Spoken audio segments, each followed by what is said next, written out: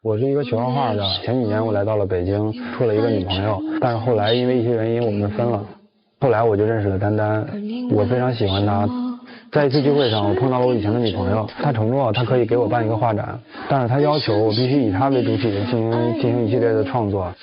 别以为我不知道他前女友什么意思，他明显就是很有心计的嘛，明显就在挑拨我们，而且我不可能让他们有机会，让他有机会的。我多好的一次机会，你想我在北京拼了这么多年，就是想能有一次让自己出头的机会，他就是不让。我对此很气愤，我绝对不会同意让他去给他开这个画展的，而且更不可能让他俩再有更多接触。自尊常常将人拖着，把爱都走曲折。一个男孩子的前女友有一天突然出现在他的面前，告诉他会给他一个机会。现在的女友非常的担心，害怕这个男孩子如果抓了这个机会，就会失去了他们现在的这份爱。这对青年男女已经来到我们的现场，让我们用掌声欢迎他们。来，掌声有请。男主人公文松28岁，来自合肥，他的职业是绘画。女主人公丹丹24岁，来自北京，是一位古筝老师。来，有请两位。主任你好。好高啊！丹丹82。那在现实生活里，你跟他出去还穿高跟鞋吗？不穿。丹丹过去是暗恋文东的是吧？对，我暗恋他4年。那你在暗恋他期间有没有谈男朋友呢？没有。没谈，就这么一直默默的守着。对，我很喜欢那种颓废的文艺小青年。颓废的文艺小青年。对。后来，他跟他的前女友分手了，是吧？对。因为我当时没钱。没地位，什么都不能给他保证，因为毕竟画画的东西很苦的，他也不，我觉得他也是不会跟我一起过苦日子。哦，后来我们两个就分手了哈。这个时候你就勇敢的出现在他的面前，对他说：“我爱你4年了，那个你做我的男朋友吧，是吧？”他没有。我一直是默默关心他那种的。然后他那个时候特别颓废。在我大学刚毕业的时候。我就自己去卖一些商品画什么的，我觉得可以养活自己。然后就那一段时间，我就天天扎在画室里画画，但是那会儿的画一张都没有卖出去。他会在画室里那段时间就都是他来养我。所有他的生活上的事儿，洗衣服、买饭，然后包括他在北京一个人租北京的地下室，他都付不起房租，都要我给他付。你管房租，你管饭。你还管洗衣服？对，一直都是我。那个时候你们俩的关系是朋友，普通朋友，普通的朋友，非常普通的朋友。3个月以后，我觉得我已经爱上他了，然后我跟他说，我说那请你吃根冰棍儿，做我女朋友吧。然后你当时说什么呀？我说好啊。因为我当时只能买得起一根冰棍儿。接下来就出现了小片里面说的这一幕了。他的前女友现在出现在你们的生活里了，是要承诺给他办一个画展，对吧？主要是他提的条件让人很不可理喻。他的条件是要给他画画，然后用他的人体画去画一组画，然后用这一组画去做主题，然后做一个展览。做模特很正常吗？但是他毕竟是他的前女友啊，而且这很明显，他前女友就是故意的。他把他从我身边抢走。你觉得我会喜欢上他吗？你觉得当初离开我的人，我会去再去回去找他去吗？来，我们先看一下文东画的是什么样的东西，大家有一个了解哈。要不然他们俩吵得你们都莫名其妙。来看一下。嗨。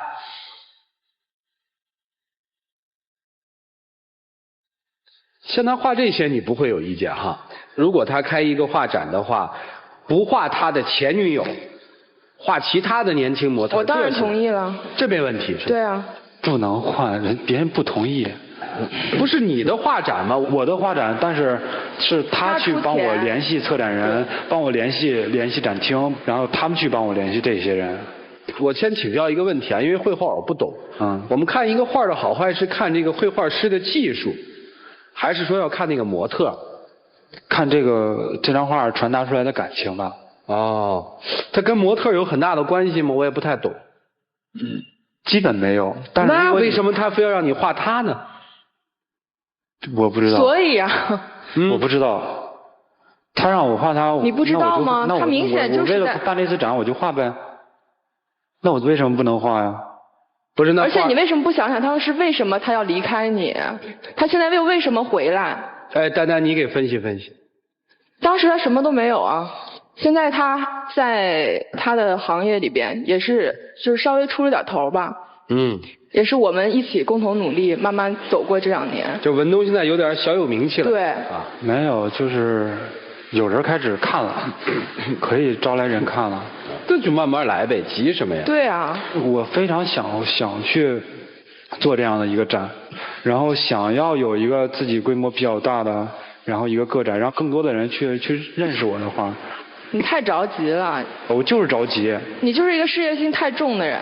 我着急，我肯定着急。咱们这样吧，我们采访到了你的前女友，听听采访来。像上次聚会嘛，就遇到他感觉现在发展的不是太好，我正好在这方面好像认识一些不错的人吧，我就想能帮他就帮一下吧，因为以前我也是做他的模特的嘛，我们俩的配合的那个默契都非常好，我觉得如果现在还有一次这样的机会，就因为我做模特挺好的，而且我觉得自己现在可能不太年轻了，我想留下一些人老珠黄回来找你了，我相信他能够把我画得很美很好。那现在您对他还有没有感情？怎么说呢？当年在一起那么多年吧，而且都是北漂过来的人，那种在一起那种感觉，可能跟现在遇到的人都不一样了吧。但是这个事情确实不好说，反正我只能说走一步看一步吧。什么叫走一步看一步？他这话说的很有活口。你放心，我肯定不会跟他在一起。文东，我问个问题哈，是不是离开了他你就做不了展？对。为什么呢？因为像我们这样毕业没几年，然后就开始在外边自己瞎混瞎飘的人，想找到这样的一个机会，就一辈子基本上等于没有。但是我们可以共同努力啊。你帮我怎么努力啊？我可以去打更多的工，赚更多的钱。你认识策展人吗？你认识一些大师吗？我可以试着去认识啊。你怎么认识啊？你那前女友可以做到这一点是吧？她完全可以做到这一点。听明白了，你爱她吗？爱。那现在你能为她不画这画了吗？不能。什么？不能。不能。为了她不画画。就是说她把画画比她的命还重要。我明白了，我听懂了。下面怎么办呢？难题就留给我们的评委老师们了。来，一起进入丘比特问卷。苏老师啊，这要是你男朋友，你同意他去吗？不同意也得同意啊。丹丹刚才一直在强调说，这个孤男寡女以前都是谈过恋爱的。对啊。这要是赤身裸体躺在他面前的话，这能受得了吗？对啊。但是我要告诉你，丹丹，如果那个女孩子真的是来蓄意破坏你们的话，你觉得不画画，她就有可能不出现在他面前吗？她的目的还是在创造机会。如果这个男人目前他的心在你那儿，我认为是不怕机会的。但是怕的是什么呢？你这边一个劲儿的打压他的梦想，那边呢一个劲儿的鼓励他的梦想，而这个小伙子梦想至上，你觉得作为他站在中间，他会选择谁？如果说作为一个男人，他就是要追求他这个梦想，我劝你千万不要做阻拦他梦想的一个罪人。如果你不让他办这场画展，他会更快的离开你。感情有些时候就是一场博弈，你进一步他就退一步，你退一步他往往就进一步了。姑娘，你现在的确是两难。如果你不同意，他会恨你的，他会埋怨你，会抱怨你的。你要知道，一个画家，我已经感动过他一次了，我相信。当初是你暗恋他4年呐，姑娘啊，别忘了，不是他暗恋你呀。如果你不肯放弃这个男朋友，你现在又阻止不了他。但是我爱他呀。对呀，你爱他，人家你阻止不了他。你现在不同意，你爱我，你就让我去画呗。如果你爱他，你就同意，你说好，你去。如果他最后背叛你，不是你的错误，他要背叛你是迟早要背叛你的。我要说清一点，我不会去跟我的前女友去扯什么关系。在你最艰苦的时候，你的前女友离开了你，从此单单进入了你的生活，不离不弃，支持你。难道这样的一份情谊比不上一次画展吗？他对我的情谊，面对一个曾经抛弃过自己的女人，就这样甘愿被他招之即来挥之即去吗？但是这是我的就即使画展成功了，你出名头地了，没有真爱的女人在身边，你快乐吗？所以我希望他在我身边，他支持我。听我说完，一个虚荣、功利、世俗的男人，永远创作不出一幅伟大的作品。你刚才说，真正的好的作品所传达出来的是你所表达的情感。那么，如果在画展上你所表现出来的作品，我们能看到什么呢？只能看到对于成功的渴望和无所不用其极，并看不到真实的感情。这样也是一种画。对于成功的渴望非常可以。对于成功的渴望就如此的不择手段吗？抛弃一切吗？这个画展比我自己的生命重要的多。我再问到女方，丹丹，你的爱是需要代价的吗？是有要求有条件的吗？没有。错，你是有条件的。你的爱的条件就是不允许他和跟那个女人办画展。那如此说来，你跟他的前女友没什么两样啊，也是一种交换呢。他的前女友，但是他前女友是纯利益的。真正的爱是不求回报。我也没有要求。如果他按你的要求没有去办这次画展，始始终终老老实实待在你身边，但终日郁郁寡欢，你又会快乐吗？如果这个男人只是因为一次画展就跟那个女人跑了，这样的男人又要他干什么呢？但是我爱他。是，你是爱他，我们一点都不否认这种爱。在爱情的过程当中，有一点自私的要求也是可以的，也是可以理解的，只是希望你爱的不要那么荒芜。时间是不可再生的资源，绘画也是一个不可逆转的过程，一笔下去就永远改不回来。所以我希望你们在这做出慎重的选择。我还是那句话，你所想传达出来的感情是什么？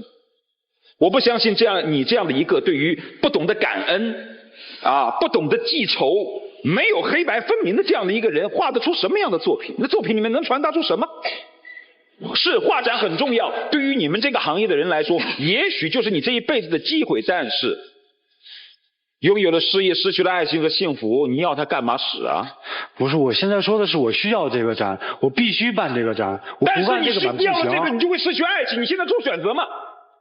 可以，你可以选择你的画展，没关系，你今天就放弃它咯，你就不要害怕了。我不愿意放弃它。是啊，你这个又要，那个又要，那你何曾考虑过他要什么呢？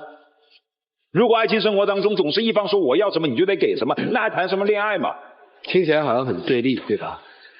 其实能找到一个更和谐的一种方式，换一个角度想，可以把它变成一场赌局，去赌一次，赌你跟这个男人2年的情感到底有多少？你知道吗？我爱了他6年。我知道。大家你有没有想过，就是说我们换一个角度哈，如果你们俩就没有开始，如果你现在不是他的女友，他有这么一个机会，你会给他吗？你会给他吗？我有一点，我跟涂老师的想法是一致的。我是觉得一个做艺术的人，就是一个真的做艺术的人，能成为大家的人，他在做人的风骨上是一定要有骨的，缺了那个骨就什么都没有。但是还有很多出名的人，他们的人品并不怎么样。文东，其实今天没有涉及人品，其实就是很清楚。你告诉他，只要他相信就行了。你就告诉他，丹丹，我画我的画，我就要成功。我成功，我要给你好生活，你要不要？我不知道你们为什么成功，我现在有时候真的想不出来。更多的人认识我的画，认识你的画，什么人认识你的画啊？懂画。靠一个模特找来了一帮这个就是太着急名画家参加了你的画展，这样就会有人去看啊！啊，这样就会有人去看啊！不愿意，我们共同努力去奋斗吗？他怕你太累了，你换个角度想啊。接下来我们听听这个朋友们有什么看法，一起进入旁观者清。谁的朋友？东子哥哥。哥哥哈。对。其实东子从小就喜欢这个画画，因为家里关系吧，确实家里挺困难的。供出他这么一个，可以说在我们家族里来说啊，供出他这么一个学生是唯一有出息的这么一个人吧。对于家里的一些老人吧，以他为骄傲。我们可以让事业跟爱情双影，可以吗，丹丹？我害怕失去他。当初能在他对人生最低谷的时候能把他给拽起来，那么现在我想你也可以。你是他什么哥？堂哥。如果这是我堂妹的话，我就会跟她说，如果他们一家人都这样，妹妹咱回家吧。无关的人我就说一句话，与其你在这儿纠缠，为未来看不清楚的事儿纠缠，不如给双方都一个机会，给他一个机会让他实现梦想，也给自己一个机会考验一下你们的爱情，我看就算了。当然那个涂老师有一句话说的特好，时间是不可逆的，一笔画下去也是不可逆的，想清楚。最后问一个问题哈，人也都来了，一点反响都没有，怎么办？继续画我的话，我不会在乎那些评价啊！我不会在乎那些评价。又说假话，不在乎评价，非要开画展。你看你人好矛盾的。很多人认识，我直到他们承认为止。有些画家一辈子别人也没承认他的画，他去世了，却那些画都成为了人类艺术的经典。你们是学艺术的哈，你们更懂艺术的生命是什么，你们比我更了解。来，一起进入黄金60秒。丹丹，我是想让你回去跟我去帮我继续完成我的这个画展。我当时我画了一个戒指。我想把我这个册子送给你，这是我对我最近的一些生活上的一些记录吧，还有就是咱们俩吵架，然后到现在的一些记录。我会去跟麦子谈，我会跟他说，我能不能不画他？他不同意的话，我不画了。我这展我不办了，咱回家继续拼吧。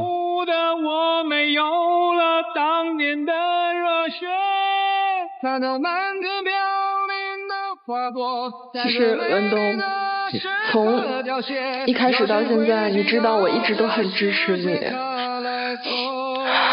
我爱了你这么久，我真的不想让你从我身边走掉，因为那个女人，是我害怕了。但是你刚才说的话，我很感动。这样我们共同努力，然后我出去，除了每天在班的时间，我去做小活，单独教，赚好多钱，然后我们一起办画展，好不好？我自己努力，自己办。取光吧。真不办了？不办。真不办了？他答应我不画他。我就办，不答应我就不办。回去吧，回到专门里好好考虑考虑去吧。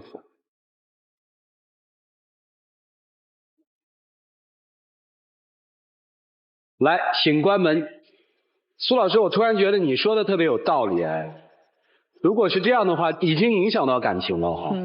还不如让他去办，再看一看，是个试金石嘛。你们觉得这样一段情感，你们看好吗？拿起你们手里的表决器，请表决。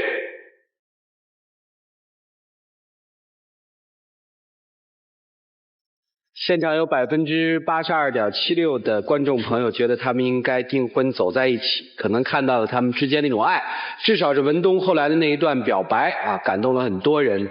他们自己最终的抉择又是什么呢？我们一起来数5个数，来，一起来，5、4、3、2、1，请开门。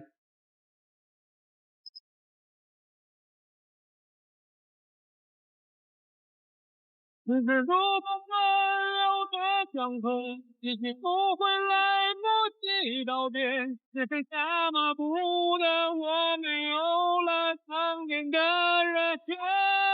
看那蓝天飘零的花朵，在最美的艺术家很浪漫啊，特别有激情。来，两位站这。我倒真觉得你可以重新考量一下，是不是可以考虑让他去办那个画展。自己考虑啊。来，小话筒过来。你笑得真甜，小姑娘。把那个戒指给这个叔叔好不好？谢谢你们啊，请回。好了，这还有一份礼物啊，是由杰里亚送给你们的一个订婚的套装礼盒。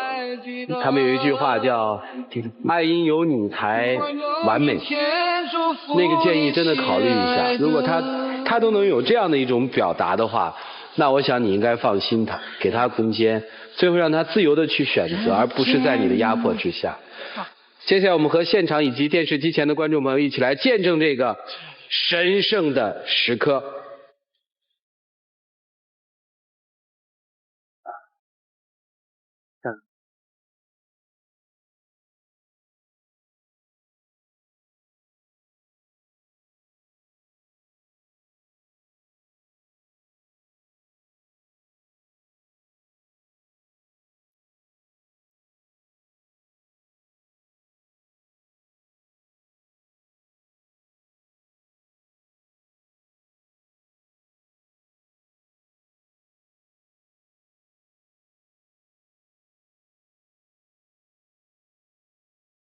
感觉好吗，两位？非常好，很轻松。当你一天卖出10尺，每尺卖1000克黄金，那种兴奋远远不及刚才那一个瞬间。因为所谓的名利背多以后还是累。有一个相爱的人守在身边，我觉得就是幸福，何愁不成功呢？祝两位幸福，请回。